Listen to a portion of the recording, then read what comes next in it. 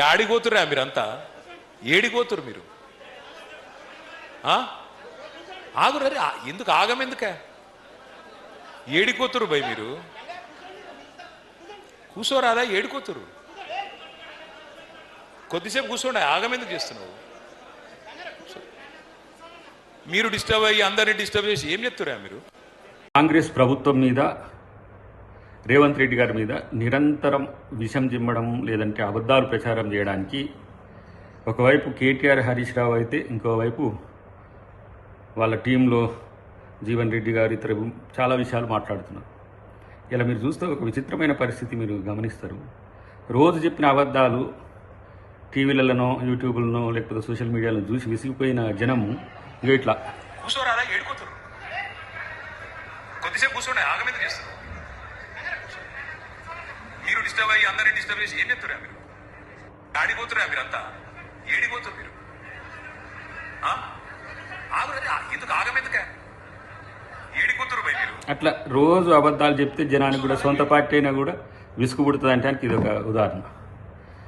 కేసీఆర్ చెప్పిన మాట వినక ప్రజలు మోసపోయింది అంటాడు. మళ్ళా కేసీఆర్ చెప్పిన మాటలు వింటే ప్రజలు నిజంగా మోసపోయేటోళ్ళు.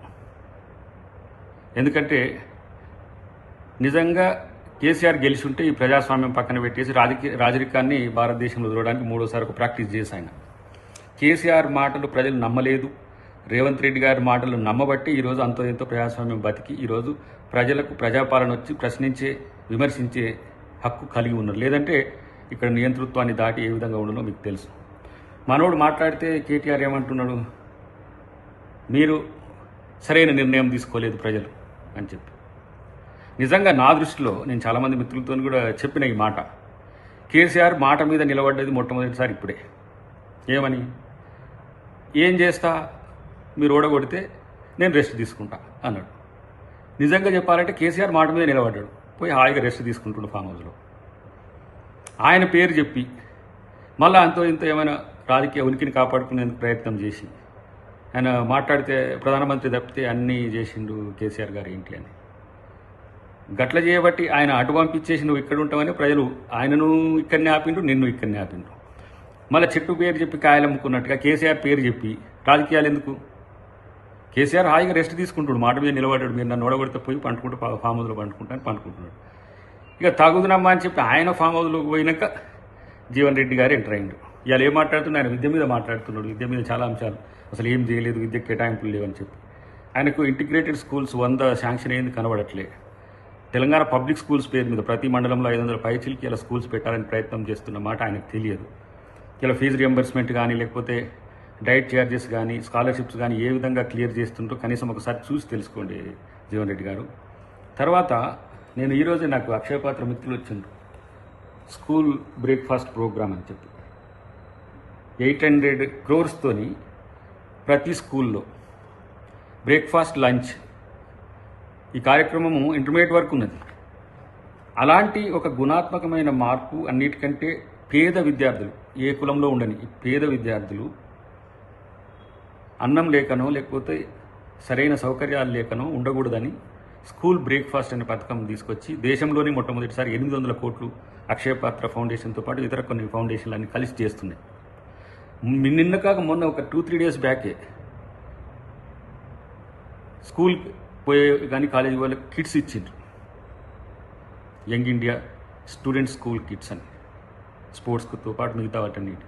అంటే ఇవన్నీ కూడా కనబడట్లేదు వాళ్ళకి. తర్వాత మీరు ఆరుట స్కూల్ మాదిరిగానే ప్రతి మండలంలోనూ అట్లాంటి ఒక మోడల్ స్కూల్ ఏర్పాటు చేసి పెరిగిన విద్యా నాణ్యతను మరింత పెంచడానికి ఒక ప్రయత్నం చేస్తుంటే మీకు అది కనబడదు.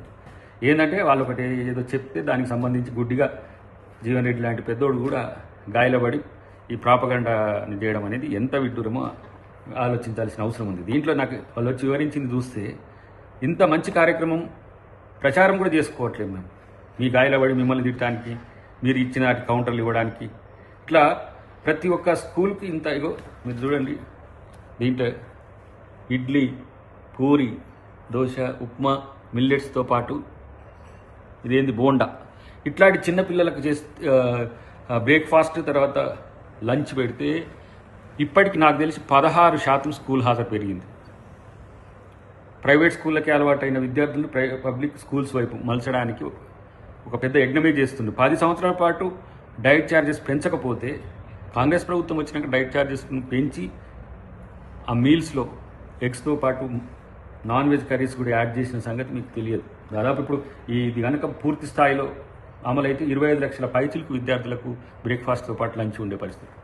కాబట్టి మీరేమో డ్రాప్ అవుట్స్ని పెంచి స్కూల్స్ను పూర్తి స్థాయిలో నిర్లక్ష్యం చేసి అసలు రిక్రూట్మెంట్సే లేకుండా చేసింది మీకు తెలుసు, ఎందుకంటే మీరే మండలిలో వాదించారు కాబట్టి ఇలాంటి ఒక పొంతన లేని ఆరోపణలు లేకపోతే అజ్ఞానపూరితమైన ఆరోపణల వల్ల ఎవరికి నష్టం?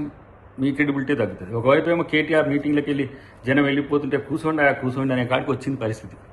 అంటే ఒక అబద్ధాన్ని 100 సార్లు చెప్తే నిజమవుతుంది అనేది గతం అయితే, ఒక అబద్ధాన్ని పదే చెప్తే చెవులకెళ్ళి రక్తం వచ్చి పారిపోతారనే విషయం కేటీఆర్కి అర్థమైతే మంచిది. కాబట్టి కేసీఆర్ క్రియాశీలక రాజకీయాల్లో ఉంటాడో లేదో తెలియదు. మళ్ళీ పుసుక్కుని ఏమైనా ఆశలు, మనం గెలుస్తామనే ఆశలు లేకపోతే సర్వేలు ఇట్లా చూస్తే అప్పుడన్నా బయటకు వెళ్తాడో లేదో తెలియదు. కానీ ఇప్పటికైతే మాట మీద నిలబడి ఓడగొడితే ఫామ్ హౌస్లో పండుకున్నాడు. అది ఆయన పండుకున్నానని లేపకండి. మీ రాజకీయ ప్రయోజనం కోసం ఒకటే టికెట్ మీద 3 ముఖ్యమంత్రులు అయినట్టు, ఏది గతంలో కేసీఆర్ ఉన్నప్పుడు ఆయన ముఖ్యమంత్రి అయితే డిఫాక్టో సీఎంలు 3 ఉన్నట్టు ఆయన పేరు చెప్పేసి మీ రాజకీయ పబ్బం గడుపుకోవడానికి కేటీఆర్ నేను ముఖ్యమంత్రిని అయితే గెలిస్తే నేను కేసీఆర్ అంత మంచోని కాదు ఇప్పుడే అంత పిచ్చోని అని అనిపిస్తే రేపటి రోజున ప్రజలు ఇట్లా అంగీకరిస్తారు. ఇంకోవైపు హరీష్ రావు. కాబట్టి అది ఒక కాలం చెల్లిన పార్టీగా మొన్న అదే చెప్పిన బీఆర్ఎస్కు మారడం అనేది మీరు మీ రాజకీయ చరిత్రలో చేసిన తప్పు. మళ్ళీ టీఆర్ఎస్ అని చెప్పి తెలంగాణ అస్తిత్వం అని చెప్పి ఏ ప్రయత్నం చేసినా ప్రజలు నమ్మరు. మీ రాజకీయ ప్రయోజనం కోసం మీ రాజకీయ లబ్ధి కోసం దేనికైనా దిగజారుతారని తెలంగాణ ప్రజలు అనుకున్నారు కాబట్టి మిమ్మల్ని రాజకీయంగా ఆ విధంగా నష్టం చేసిన ప్రజలు తప్పేం చేయరు. ప్రజలు ఎప్పుడు కూడా గెలిపించినా వాళ్ళు కరెక్ట్, ఓడగొట్టినా వాళ్ళు కరెక్ట్. ఎందుకంటే మనం అది సరి చూసుకోవాల్సింది. ప్రజల్ని తప్పు పడితే అది మీరు తప్పు తప్పితే ప్రజల తప్పు కాదు.